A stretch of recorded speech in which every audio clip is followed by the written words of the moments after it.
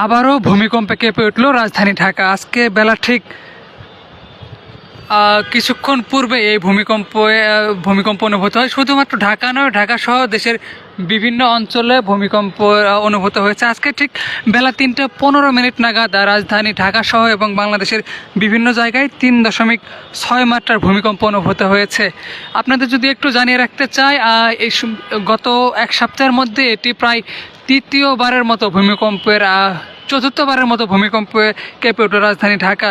আজকের বেলা ঠিক 3:15 নাগাদ ঢাকা সহ দেশের বিভিন্ন অঞ্চলে 3.6 মাত্রার ভূমিকম্প অনুভূত হয়েছে।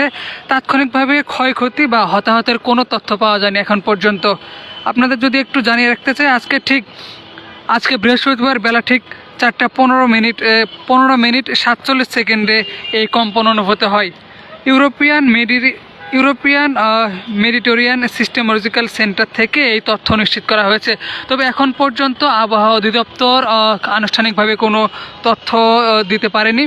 কিছুক্ষণের মধ্যে হয়তো বিস্তারিত তথ্য জানা যাবে।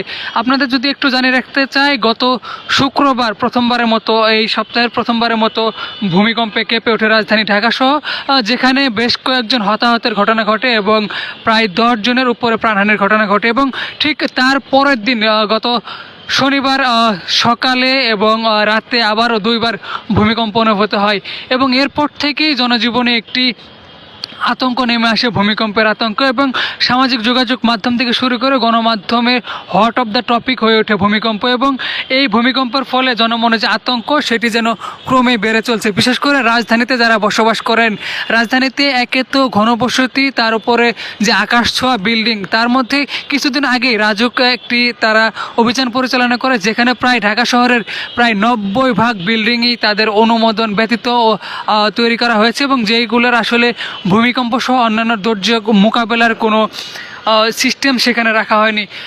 এর ফলে জনজীবনের যে একটি আতঙ্ক, সেটি বিরাজমান রয়েছে। অর্থাৎ ঢাকা শহরের যে বিল্ডিংগুলো রয়েছে, সেইগুলোর প্রায় সবগুলো বিল্ডিংয়েরই কোনো না কোনোভাবে ত্রুটিপূর্ণ। ফলে 6.6 মাত্রার ভূমিকম্প হলে কিংবা তার উপরে যদি ভূমিকম্প অনুভূত হয়, সেক্ষেত্রে ঢাকা শহরে একটি বিশাল প্রাণহানির ঘটনা ঘটতে পারে বলে ধারণা করা হয়েছে। এবং গত কয়েকদিন থেকেই যে ছোটো ছোটো ভূমিকম্পগুলো অনুভূত হচ্ছে, এর ফলে আসলে জনজীবনে যে আতঙ্ক নেমে এসেছে, এটি আসলে বড় কোনো ভূমিকম্পের পূর্বাভাস কিনা, এটিও আসলে জনমনে অনেকটা প্রশ্ন। এবং গত কয়েকদিন থেকেই ভূমিকম্প নিয়ে আসলে সামাজিক যোগাযোগ মাধ্যম থেকে শুরু করে বিভিন্ন জায়গায় আলোচনা চলছে এবং অনেকেই ধারণা করছেন, বিভিন্ন জায়গা থেকে যে সকল তথ্য পাওয়া যাচ্ছে, যে বড় কোনো ভূমিকম্পের আগে ছোট ছোট ভূমিকম্পগুলো আসলে বড় কোনো ভূমিকম্পরই মূলত বার্তা দেয়। এর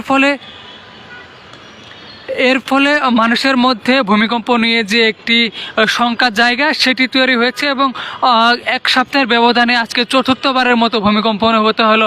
ফলে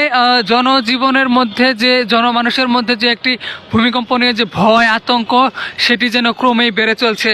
যারা এই মুহূর্তে লাইভে যুক্ত রয়েছেন, আপনাদের যদি একটু জানিয়ে রাখতে চাই, গত এক সপ্তাহের ব্যবধানে চতুর্থবারের মতো ভূমিকম্প অনুভূত হলো বাংলাদেশের রাজধানী ঢাকা সহ সারা দেশে। আজকে ঠিক বেলা 4:15 47 3.6 মাত্রার ভূমিকম্প অনুভূত হয়। এর আগে গত শুক্রবার সকাল 10:36 নাগাদ 5.7 মাত্রার ভূমিকম্প অনুভূত হয়, যেখানে রাজধানী ঢাকা সহ দেশের বিভিন্ন জায়গায় 10 জনের উপরে প্রাণহানি হয় এবং প্রায় 7 শতাধিক মানুষ হতাহতের খবর পাওয়া যায়।